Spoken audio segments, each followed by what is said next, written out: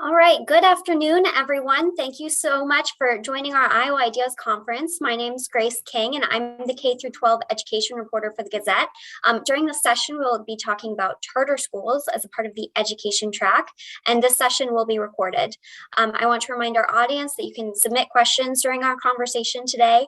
And our panelists today are Margaret Buckton, Executive Director for the Urban Education Network of Iowa, and Mark Jacobs, founder and president of Reaching Higher Iowa, an education advisory group based in Urbandale. We are hoping to get one more panelist up here, but he's having some technical difficulties, so we'll welcome him when he's able to join us. And I want to thank our sponsor, Kirkwood Community College, for their support, and I think we're going to play a video for them now. Hello, and welcome to the 2021 Iowa Ideas Conference. I'm Lori Sundberg. I'm the president of Kirkwood Community College, and we are proud to be a sponsor of this year's conference. The Iowa Ideas Conference brings educational sessions on a variety of topics to Iowans from all over the state. It is a terrific conference, and we are proud to be a part of it. So on behalf of the 2021 Iowa Ideas Conference, welcome, and I hope you enjoy your time at the conference. Thank you.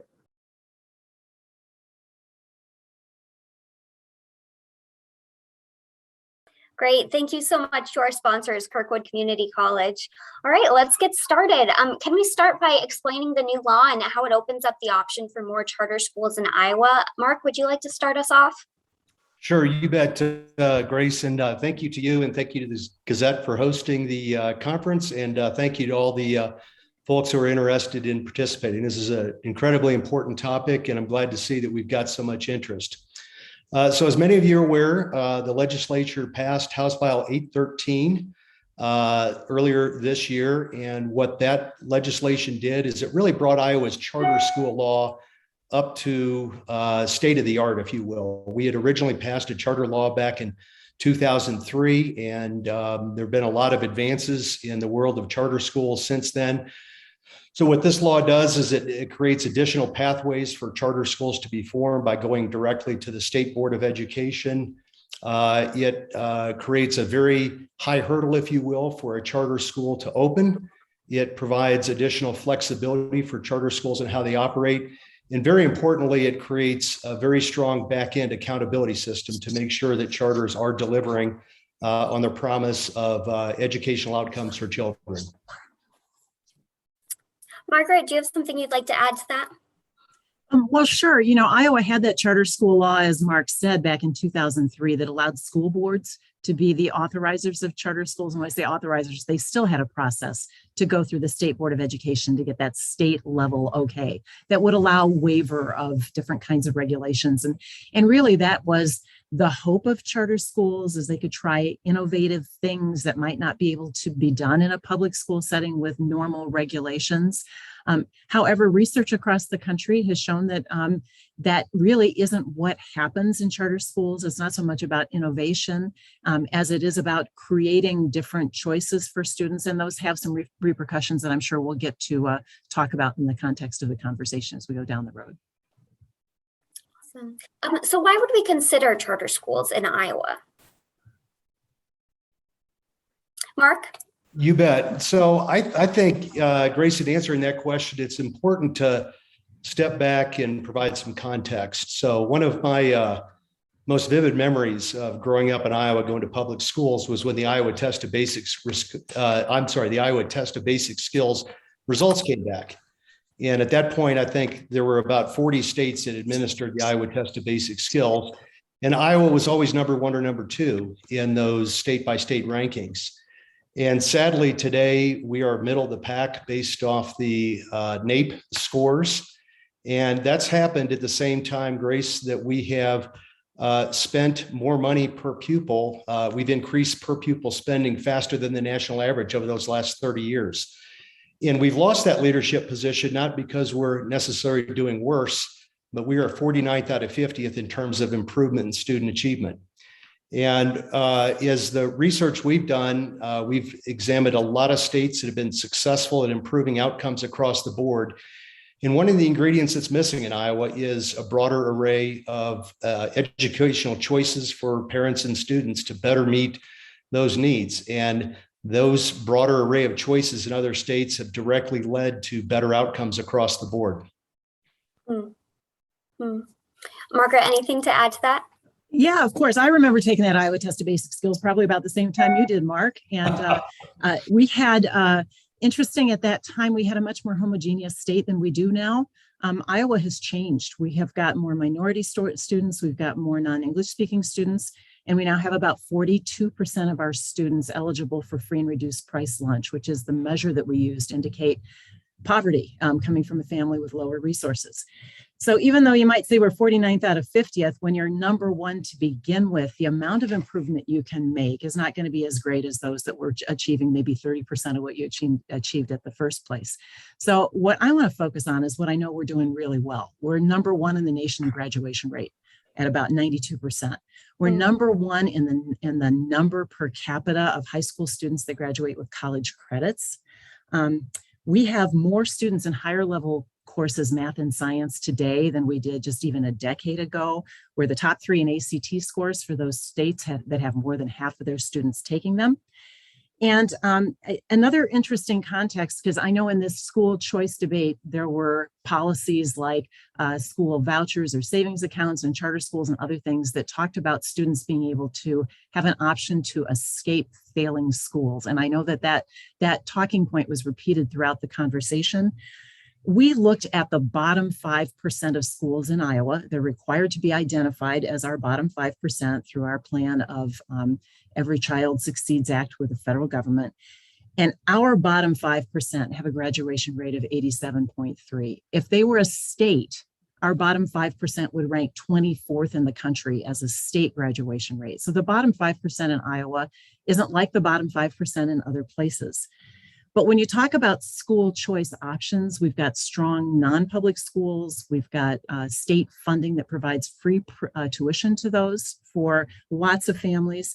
And we've had open enrollment, which many other states don't have. So families can enroll in a neighboring school district from any district in the state, especially with expansions in the last legislative session. So I think we have a lot of choices, and what we've lost in the debate is the high quality of results that our schools actually are producing in the state. Maybe we could talk about some of the differences between charter schools and traditional public schools. Go ahead. Go ahead, Mark. I was going to say, I think, Grace, there's really several key similarities, and then there's a couple key differences. So number one, anybody can go to a charter school. They are open enrollment. They are tuition free to the students, and they're led by a board of local community and leaders and parents. They're different in a couple key respects. One is flexibility. Two is they have the highest level of accountability of any form of K-12 education. And number three, rather than governed by an elected school board, they're governed by a self-governing board. And just to come back to a point Margaret made in the last comments about one of the things I find problematic is we're blaming our results on poverty. We're blaming our results on the diversification of the state. And I'm sorry, I don't buy that. No.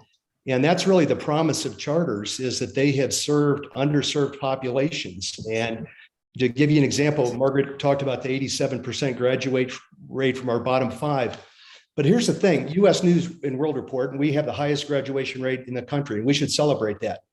But US News and World Report also ranks our students in terms of college or career preparedness 40th out of 50th. So in many respects, we're doing a lot of social promotion. And yes, people are getting a high school diploma, but the fact of the matter is they're not ready for a job. They're not ready to move on to college. That shows up with huge remediation rates we have for those that are moving on.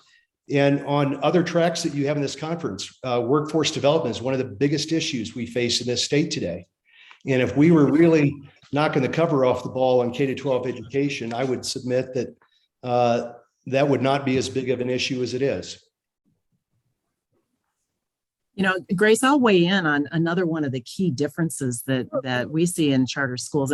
And although, they're called in the statute public schools, and they're referred to across the country as public schools, there's an element of publicness that's missing that I think Iowans think about when they think of local governments. And there's no locally elected school board, as Mark said. There are folks appointed to a governing board by some other process. In our House File 813 and then subsequent amendments that happened later in House File 847, those governing boards are required to be Iowans, which is a step in the right direction because prior to that amendment, they weren't. But only a majority of them have to even be from the geographic area that's served by the charter school. So I'll give you an example. If you put a charter school right on the border of West Des Moines, Urbandale, and Des Moines, and you serve part of the Adel DeSoto Community School District, you could have 3 of the board members from Adel, 2 from Keokuk or Dubuque, somewhere completely unrelated. And none of those taxpayers whose dollars are following those students from Des Moines, West Des Moines, or Urbandale would have a direct line of communication with that governing board. They did require the governing board to be subject to open meetings and public records, but they don't have to meet very often as a decision-making body because they aren't subject to Chapter 279, which regulates our public school boards in Iowa. So I think there's a disconnect, although you say highly accountable by what's required to be in the application to become a charter school. The accountable to whom is really the question we ask in public policy. And do voters and taxpayers have a direct line of accountability to that governing board? And I think that's where we have a little disagreement on that, the nature of public versus something other than public.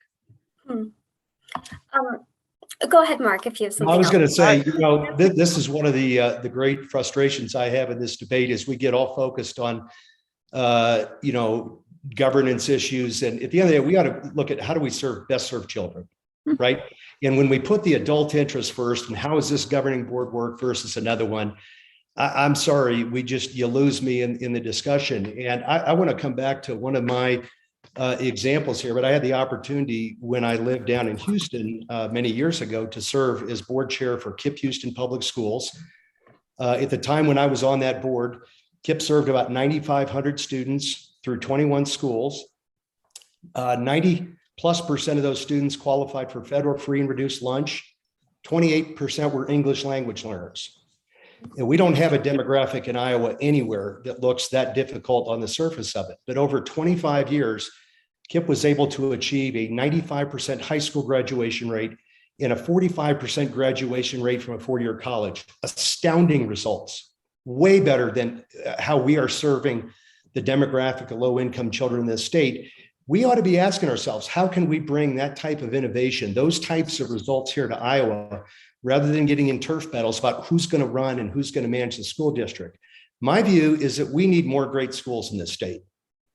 And if we're going to argue about how they're run and how, who's in control, we've lost the debate. I don't really care whether a great school is a public charter school or whether it's a traditional public school. We need more great schools. I'd like to add something here. I've been trying to get on.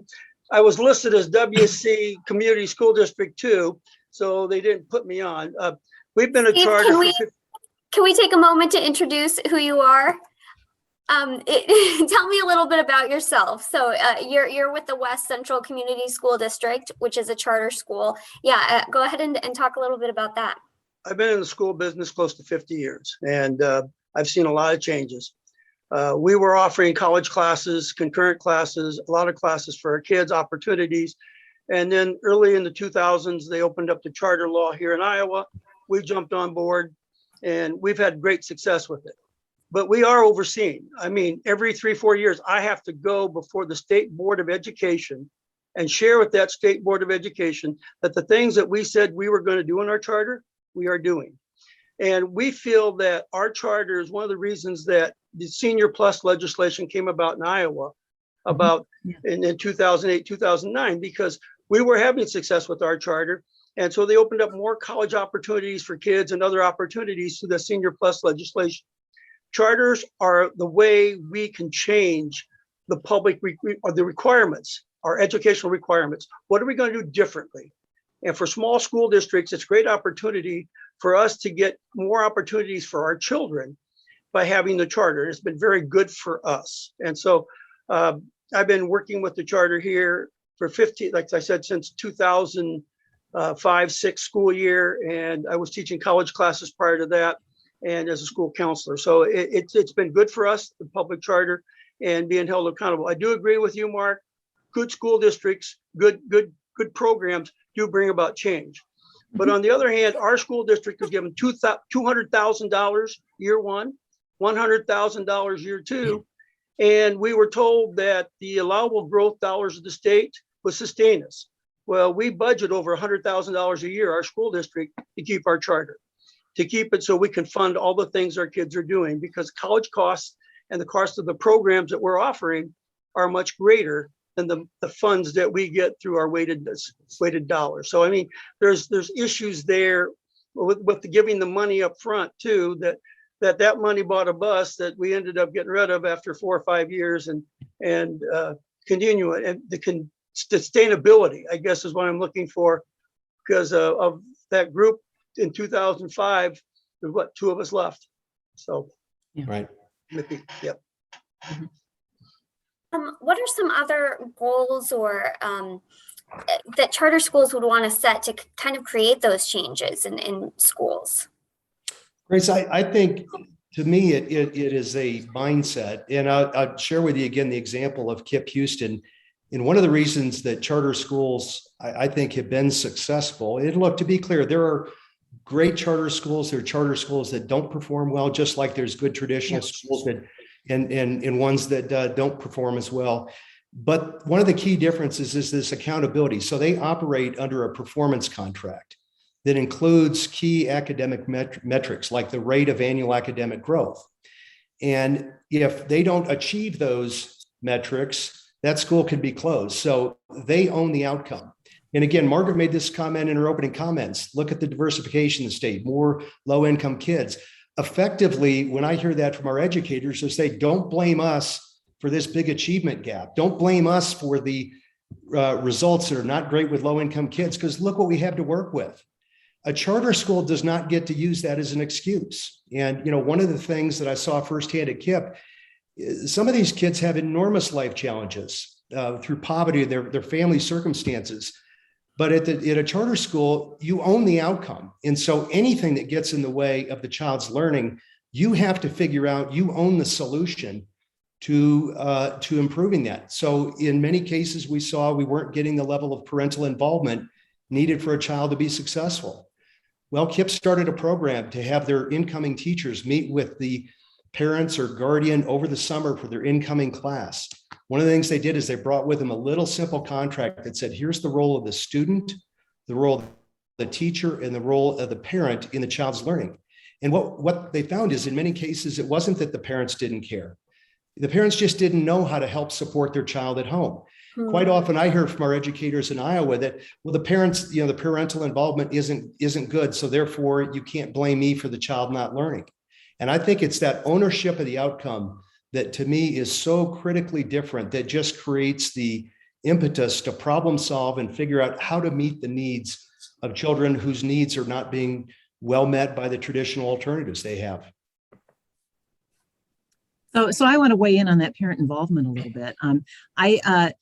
I don't believe that I said, and I don't believe that we aren't capable and responsible for educating children that have diverse backgrounds. There has been a big shift, which means we had to learn how to do it better. And the fact that we have some of the strongest metrics in different places across the country indicates that we're making some gains in that. We haven't done everything we need to. We need to continue to work on that. I think that some of the things I hear about charter schools across the country, though, is that parent contract can become a reason for a student not staying in the charter school, that there's some self-selection in those who sustain through to the end of that successful measure of the graduation rate and other things, is they opt out and find that they aren't well served by the charter because it didn't take into consideration that maybe the parent couldn't do the amount of volunteer activity that was required, or maybe was working 2 jobs and didn't have the resources to support the child at home. But whatever the case may be, as you said, Mark, there are some good charter schools and there are some charter schools that aren't very effective. I think that we see across the country, I think there was a report that was in Forbes magazine back in 2018, that over 2,500 charter schools had closed between the years of 2005 and 2013. And they closed because of mostly financial reasons, not because of achievement. And occasionally it was fraud, but it was usually financial reasons, not making the kind of return on the investment that the private education management organizations had expected as being part of that service entity. And I think that that's part of the thing that we have to consider, is that disruption, especially for those populations that may require more from us in order to be successful. So Margaret, there's between 1,000 and 2,000 schools that close every year in the United States. A small fraction of those are charter schools. So whether it's a charter school, a traditional public school, a school closing, there's no question can be a difficult event, but to single charters out and say those are the only ones closing is just not right. Oh no, I mean, in Iowa, we close schools from consolidation too. It's not necessarily because, yeah. I think the real question, it comes back to, again, how do we best serve children? And look, the traditional public school system in Iowa does a good job of educating the majority of students in this state, but there are a lot of students whose needs are not well met. And the real question is, what are we going to do for those students? Are we just going to go ahead and tell them, sorry, your parental involvement's not very good, so sorry, we're just going to have a lower set of expectations for you? I don't buy it. And that's where my experience is seeing firsthand the role that charters can play in help meeting the needs. And again, if we're fighting a turf battle, which is really a lot of the opposition to charter schools, it's all about dollars in a turf battle. Again, we're not putting the interest of children first, which is what we should be doing. And if we do that, the interests of the state are going to be very well served. So why can't a public charter meet those needs? Why can't a public charter, when a charter allows us to change those requirements so we can do things a little differently? And we've done that.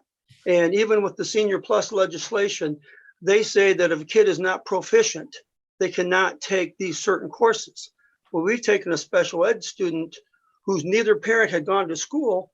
They completed their first semester of early childhood education on the dean's list and ended up getting the diploma and their AA degree and having an IEP. So it can be done, but it requires some thinking out of the box, whether it's public or private, but the public schools can do that. And they can apply for charters to do that. But again, I think that to say private, public, I still think it's got to be people who are caring and concerned about their populations. And most of the schools I've worked for want to work with those kids. And we try to bring about change. It's not like we're sweeping them under the rug. No, we're working with those families every day.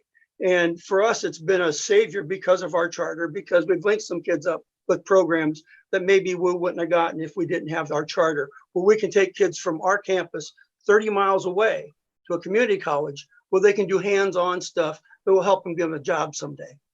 Steve, and you got to follow up on that point, because you make a really important point about flexibility that I think is often not well understood about charters that are given more flexibility. And people say, why is that important? And I think you gave some great examples there of really finding a way to best meet the needs of individual children, right? It's what children required. And I'll give you another one that I saw during my time at KIPP. So we worked with low-income children. They were generally a couple grade levels behind when they first enrolled. And the philosophy at KIPP was there's no shortcuts. The only way we're going to get this child caught up is through hard work. And so we had school days that went till 5 p.m. They went to school 2 Saturdays a month, and they had a shorter summer break. Well, that doesn't work if you have a state law that says, oh, by the way, school can't start till after the state fair. That doesn't work if you have a labor contract that says teachers are only going to be in the classroom 1,080 hours a year. What those children needed to get caught up was something different. And what the flexibility under this charter law that we just passed does is it empowers our educators to figure out how to best meet the needs of children.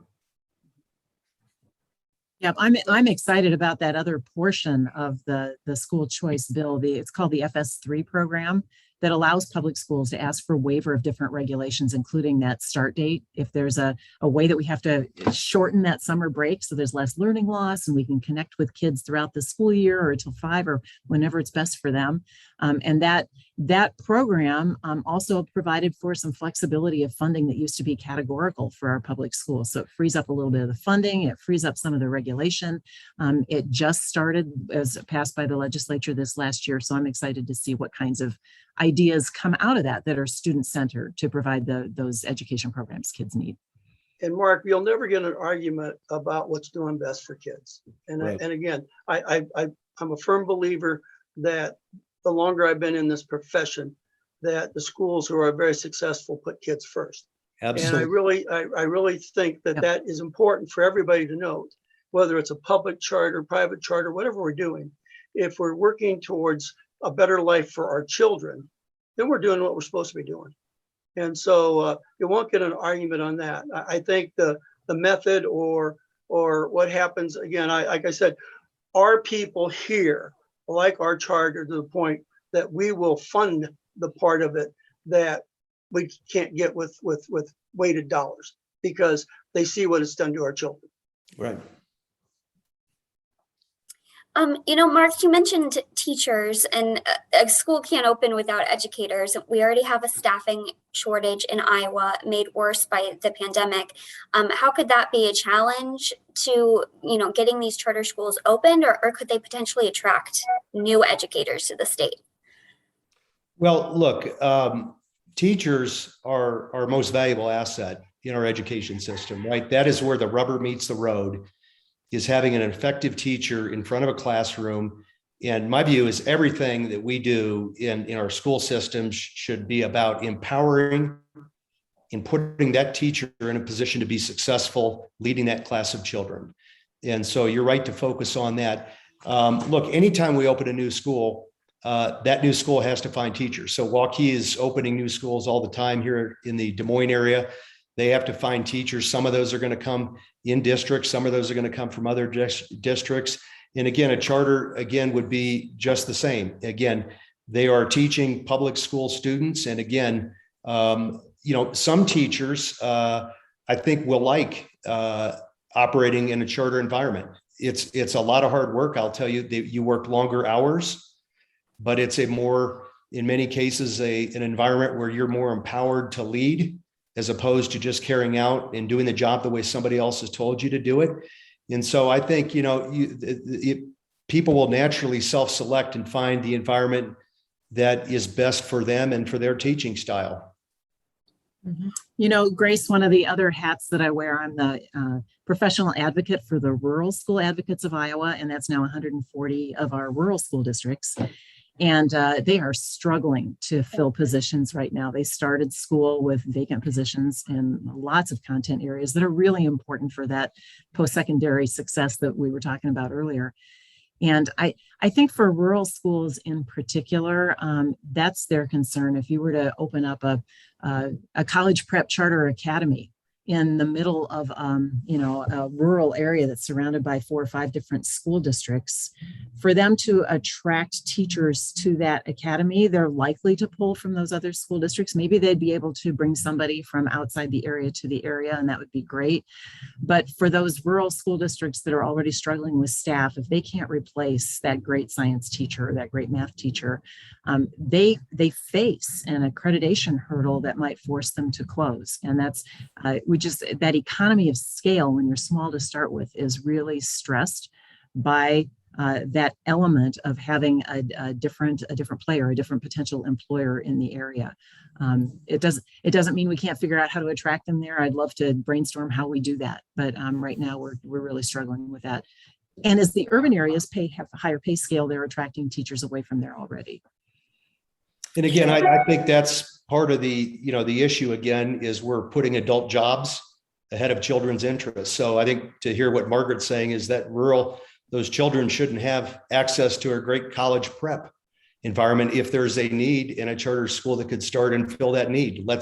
Let's not do that because we're afraid of what's going to happen to the system. And again, No. I didn't say that. I think we have to have great college prep in all of our rural high schools. And what I'm concerned about is what happens to those children if their hometown school has to close because of consolidation. So it is a children-based concern.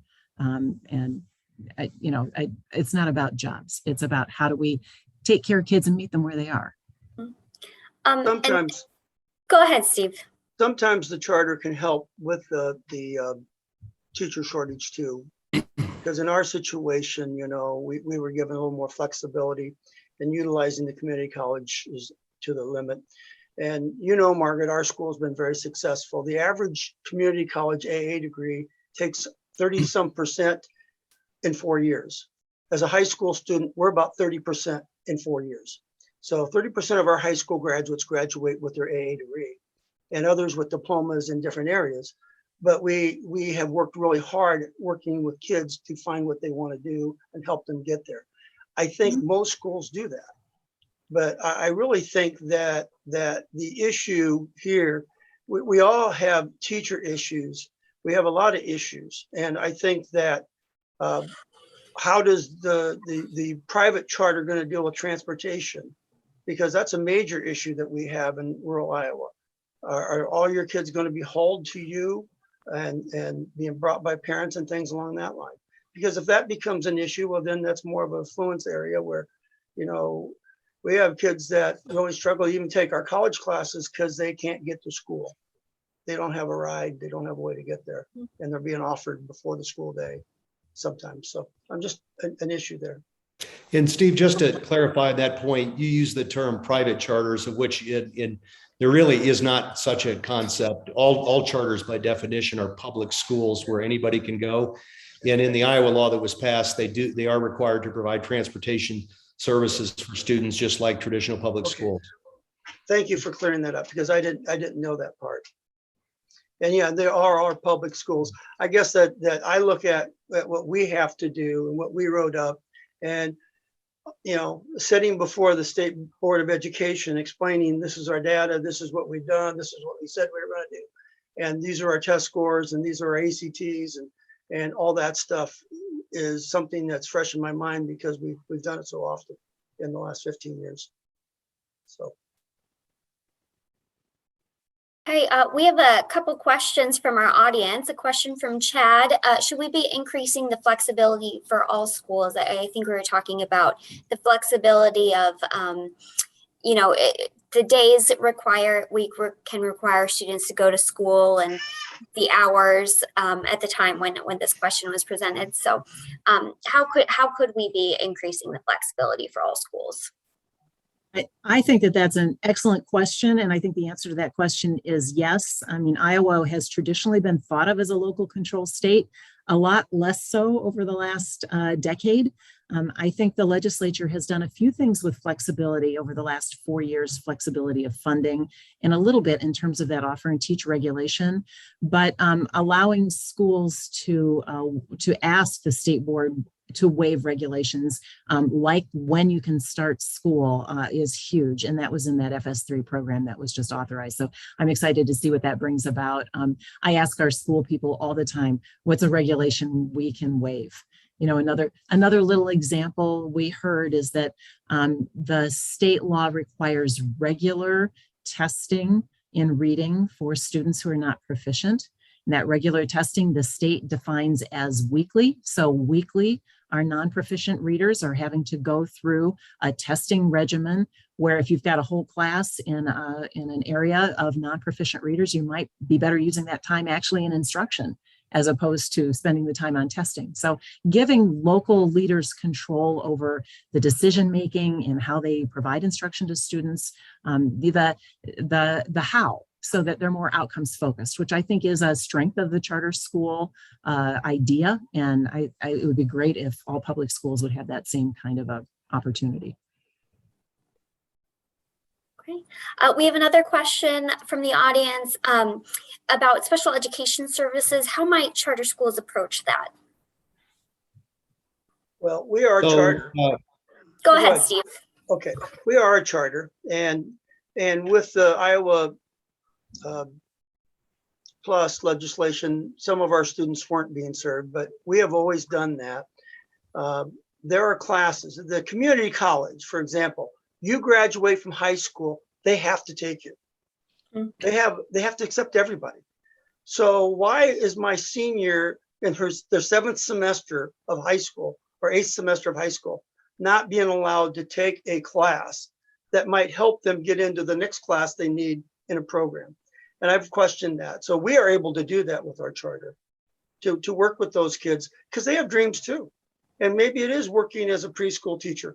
Maybe it is being a person that that works in the doctor's office, and they have to have some remedial help to become that medical assistant. But that's what they want to do.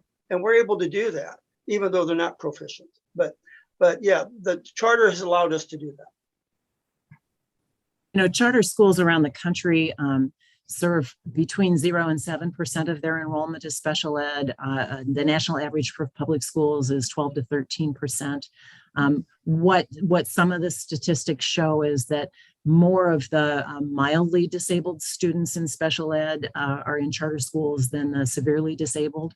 And I think that one of the challenges that we have is that IEP, that individual education plan that is created by the staff of the school, and the AEA has oversight on that. That's the area education agency that oversees a territory of a lot of school districts. And that some of that oversight on special ed, we're not exactly sure how that is going to work in the charter school environment. But the law does require, if students receive charter special ed services in the charter school, the district of residence pays for that. They have no choice. They have no oversight. All of the oversight will come with the conversation with the State Board of Education in terms of the services for that charter, that special ed student in the charter. I'm not sure how KIPP did it in Houston, Mark.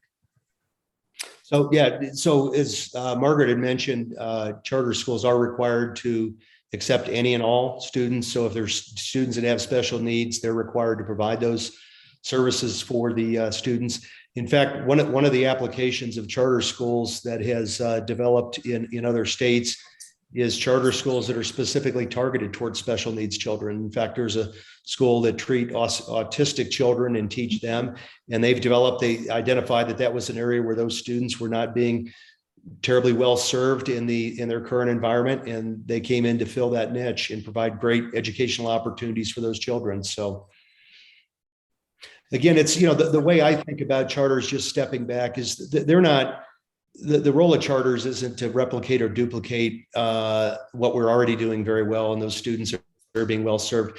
It's really to fill in around the edges. So those groups of students that are underserved currently, so students who are growing up in poverty that for whatever reason are not finding a good fit at the traditional alternatives, students of color. I think we touched on some of the students in our rural areas that may not have the STEM and STEAM opportunities that those in our urban and suburban areas do, or career and technical. And again, that's another area where, in general, if you're in an urban or suburban school, you've got decent options for career and technical, but many times in a rural setting, those students don't have those same opportunities. And so that's really where charters, I would expect them to go over time, is to fill in those gaps. And taken together, the goal here, and this is what's happened in other states, is they've provided a more well-rounded public school system that is able to serve more students. It's interesting. Over the last 4 years, we've had the governor really focusing on future-ready workforce and regionalization of career and technical education opportunities and funding that goes in that way. We've seen so many of our schools partner with others and with community colleges to create those CTE academies and provide those opportunities for students. So I'm hopeful that we're going in the right direction there with public schools as that progresses. What we found with that is that it really takes resources to provide those. And the same thing with serving students of low income. There are 42 other states that have funding streams that provide extra resources for those students that come from low income families to see maybe they need summer school, maybe they need a longer school day until 5 o'clock, or help with materials, or more support in the internship, whatever it might be. And Iowa is we're late to that game, and it's something that we've got to talk about to make sure that our students served in any school setting have the resources necessary to be successful. So what could be the timeline on some of these charter schools getting set up in Iowa? That the law was just passed this past year. So what could that look like? Well, now we're in the process of rules being written by the State Board of Education for the application and how they're going to award applications and what the evaluation is going to look like. And then the Board of Educational Examiners also is writing rules around having a credential for a charter school administrator.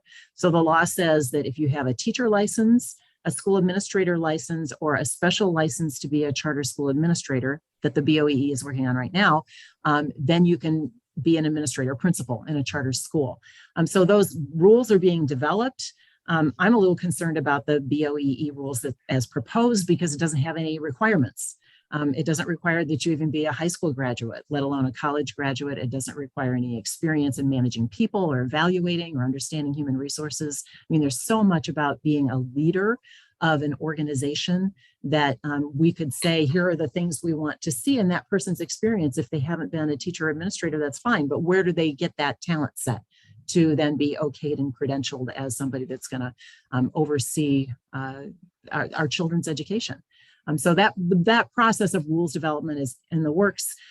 They have to have an application submitted and turned around very quickly at the beginning of this year in order to have students state their enrollment intentions by March 1st. That's the deadline to get them enrolled for a charter school that would open next fall.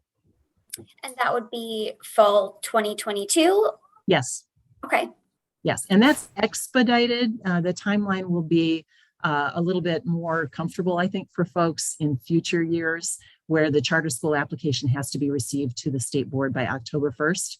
And then the state board can go back and forth with the chartering requesting entity and work on that, the application and whether or not there are things that they can change or fix, and then have it announced in time for families to know we can enroll there by March 1st. And to follow up on Margaret's point, I certainly wouldn't expect a whole bunch of charter schools to be starting in the fall of 2022. And it may be possible that we don't have any that would start there, that we're really looking to the 2023 fall before we really have them in earnest. But I think the lesson from other states is this is a longer process. The application that Margaret mentioned is a very, very thorough application, and there's a lot of get that an applying group has to meet. And so these are not things you just fill out on the back of a napkin and send to get approval. Yeah. Which is the way it should be. As I said, we've advocated for a very stringent criteria. And again, that's one of the lessons that we've learned from other states that have allowed some charter operators that probably weren't qualified to get started. And again, we believe very, very strongly that we should have a very stringent front end application process to make sure that the people who we allow to start charter schools are highly likely to be successful. And then we need very strong back-end accountability to make sure that if we have operators that for whatever reason got through that application process but are not performing, those schools, we have the ability to close those schools. Well, I just want to remind the audience that we have about 15 minutes left for you to submit questions. So just let us know. But in the meantime, Margaret, you mentioned that administrators of these charter schools may not have to be credentialed the same way that traditional public school administrators have to be.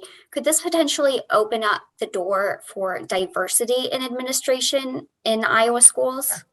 Oh yeah, there's huge potential for that. I think with that intent of having different experiences in leadership, somebody could come out of the military, they could come out of the private sector background, lots of different experiences that could help any kind of an organization in different ways than just being an educational expert. So there's opportunity there. I'm just concerned that we don't have any requirements in the way that charter school credential is proposed right now. And there could be a requirement that you can't have lost an educator license in another state, which they don't necessarily check. They check, the usual background check, criminal background, and things like the child abuse registry and the sexual abuse registry and a dependent adult abuse registry, but making sure that somebody didn't have a license pulled for something that would be of concern, or that they can demonstrate some leadership experience somewhere stepping into that new role. Yeah, what could some of the benefits be of adding that diversity of educators to our state? I know that's something that our traditional public schools are already working hard at least here in Eastern Iowa. Yeah, I'd say they are everywhere. Attracting a diverse workforce is really important, especially when you have a diverse student body. And it's great for students to see role models of success that are like them, whatever that may be. So I know from the urban perspective, where our urban schools are working really hard to attract minority teachers, teachers that are bilingual, the same thing with administrators. And we've had conversations about being able to hire administrators that may come out of a different background than that of the education credential. And it's one of those heartfelt core value debates every time we have it, where some people say, that educational expertise is the most important thing, and others say being a great leader is the most important thing. So I think we'll continue to debate that, but there's potential there. And Grace, I would also highlight that the job of a charter school leader is a little different than the traditional principal. It's a broader array of responsibilities. A lot of times fundraising comes with that. So in the charter law, charter schools are not afforded any dollars for physical facilities. So there's going to be an element of private fundraising, I think, that charters are going to have to undertake to be successful. But I would agree with Margaret that, look, diversity and building the bench from a leadership standpoint. I know one of the areas Margaret and I've had a lot of conversations on is how do we provide better leadership training and development for our school leaders, whether they be traditional principals or charter school leaders going forward. And that is so critical. And it's an area that Iowa has really underinvested in really that leadership development training for our educational leaders. Something I think when it comes to our administration that sometimes people forget is, people can be great leaders, but if you're put in a situation that you're putting out fires most of the day with at-risk children, and we do put our principals and administrators in a lot of positions. So, I've talked to administrators who had great ideas that had trouble ever getting them implemented because of red tape and also because of other things in their job. So it'd be great to think that we could create these schools that would be geared to kids, and kids would be happy being there and maybe not be disruptive as much. And, hopefully that would be the outcome. But yeah, there is a need for leadership across the board. Absolutely. Mark, you mentioned buildings. A lot of schools have robust building plans right now. I can think of, Iowa City, Cedar Rapids, Clear Creek, Amana all have future building plans. Should those districts be concerned if charter schools open near them that, it's wasted dollars, they won't be needed in a few years? Well, look, I think any school board is going to want to be prudent with its capital resources. The fact of the matter is, the way the law was written, charters are operating at a huge financial disadvantage to the traditional public schools. So if a student elects to move from a traditional public school to a charter school, the way the law in Iowa is written is that student will be treated like an open enroll student, and roughly 70 to 72% of the per pupil funding will follow that student. The other 28 to 30% is going to stay with that home district, even though they've lost a student. Mm-hmm. And so not only are they getting funded at a significantly higher level than traditional public schools, but that's a challenge that, charter schools have faced nationally. I'd say nationally, kind of where Iowa is, we're right on kind of the midpoint of how charters are funded. And, all the great success stories I talked about, KIPP, earlier in Houston, they achieved those incredible results with 95 cents on the dollar of funding in the traditional public school. And so they've figured out a way to overcome the funding challenges and still be successful. But I will tell you, one of the things I learned from that experience is, we put sometimes too much stock in brand new fancy buildings, and it's great to have, don't get me wrong, it's great to have these awesome physical facilities. But what's really impactful is when you step foot into a classroom and you see a teacher who has captured the attention of that class of students and is able to communicate and really work on successfully educating that. To me, that's the real power. And that can happen in a brand new shiny building, or that can happen in a modular structure. And again, to me, it comes back to the most important thing we have in our K-12 system is our frontline teachers. Yeah. And some of those new buildings are because of enrollment growth, especially in the areas that you talked about, right? So you cannot take 600 more kids in Ankeny and squeeze them into classes that already have 29 and 30 students in them. So you have to have expansion. Districts have different ideas about what is necessary for those classrooms and the facilities that go with them.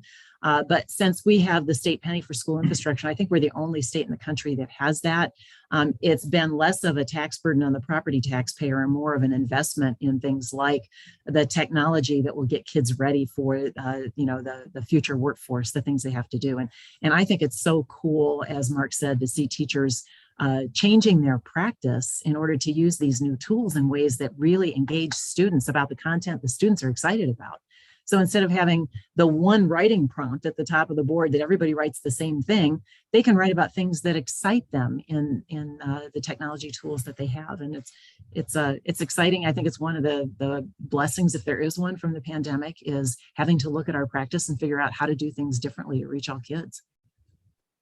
Absolutely. I did a story about that for Iowa Ideas magazine, which was published last month, about how the pandemic has changed the way technology is used in the classroom and can help students be better prepared, focus on things that they're really excited about instead of, like you said, just one prompt that everyone has to write about. So that's really awesome. All right, well, we have just under 10 minutes left. I don't know if you guys have any last thoughts. Maybe we could talk about some ways that some challenges charter schools would face coming into Iowa, or some other successes that we've seen from charter schools across the country. Well, sure. I'll start with, I call it the blessing of democracy. There is nothing that's done at a legislative session. And I think that as the application process is written and we see things bubble up, if there aren't enough applicants and the legislature is concerned about that, or if there are too many and they don't have the kinds of outcomes that we originally thought were coming, either way, a future legislature can tinker the law around the edges and make things workable so that students have the opportunities that they need. And I think if we can build on that lesson of flexibility and the waiver of regulation that Steve and West Central have experienced, whether it's through that FS3 program, or if public school boards actually want to have charter schools, they can get at that through this law as well. So it's a whole new world to think about what the potential is there, and we'll have to watch it closely. I think that one of the things for community members to think about, whether they're parents interested in a charter school or parents that are concerned that a charter school may take resources away from their own neighborhood, either way, one of the requirements in the charter school application is to prove and demonstrate that there's both a need and public support for the charter school to be there. And they're required to have a public hearing. So keep your ears open, as stakeholders in the system and wanting everything we want for all kids, keep your ears open and participate in those conversations. And, don't let something sneak by the back door that we aren't fully engaged in, because if everybody participates, I know the outcome will be better. Margaret, I want to pigtail on that, because back when we started our charter, there was a lot of fear. And Mark mentioned that before. There's fear when we give something new to people. And we had a lot of people not wanting to make this change. But we had to demonstrate that our kids, being the closest community college over 30 miles away, we were struggling getting kids linked up into programs, getting kids on pathways that they would follow. And by being able to provide that transportation to take kids to the college campus and help kids get their graduation requirements on the way. So, hey, I want to be a cosmetologist. I spent my senior year at the community college in that program. I want to be a John Deere technician. I'm in the John Deere Tech program for a whole year. Why? Because we were able to take our kids to the program. And when you're a rural school, you have to think a little bit out of the box. How do we help our kids? And I think that the charters have allowed that. Mm-hmm. So, Mark, any last thoughts? Well, I believe this is a transformational opportunity for our state. And again, I maybe a little bit different than Steve and Margaret. This is what a failed retirement program looks like for me. I don't represent an adult constituency. All I care about at the end of the day is how do we serve kids. I have been incredibly blessed in my life with the opportunities I've had. I've had a chance to lead a Fortune 500 company, but that all happened because I got a great education in public schools in Iowa. And at the end of the day, all I want is for every child who grows up in this state to have that same opportunity I did. And today that is not the case. And look, change is hard, right? Change is hard, especially when you're talking about reallocating resources and dollars and adult interests get in the way. But again, I believe very strongly that if we put the interest of our children first, how do we best serve them? We're going to be best served as a state. And I think the lesson to me in the research we've done is whether you were a strong K-12 state 30 years ago or whether you were at the bottom, many states have used public charters as a way to supplement and make stronger their public school system. And as a result, improve educational outcomes across the board. And that's not to say that they've worked everywhere, because they most certainly haven't. But again, I think one of the benefits we have of being a little bit late to the party here in Iowa is that we have an opportunity to learn from some of those mistakes that have been made elsewhere. And again, I believe that the legislation that was passed earlier this year that the governor signed is an excellent piece of legislation that provides a strong legislative framework for charters to take hold. The other point I'd make is, look, you're not going to see immediate change overnight. This is going to be a years and years and probably decades when we're able to go back and say, hey, did this make a concrete difference? But again, based off of the results in other states that did it right, this has been a hugely transformative piece in terms of just opening the door to high quality education for more children in the state. Wonderful. All right. Well, thank you so much to our audience for joining us and asking questions. And thank you to our panelists, Margaret, Steve, and Mark. I really appreciate your expertise and your insight. And I hope everyone enjoys the rest of the conference. We'll be back tomorrow with more exciting topics and a couple big keynote speakers. So thank you so much. Have a good day. Thanks, Grace. Thank Bye-bye. you.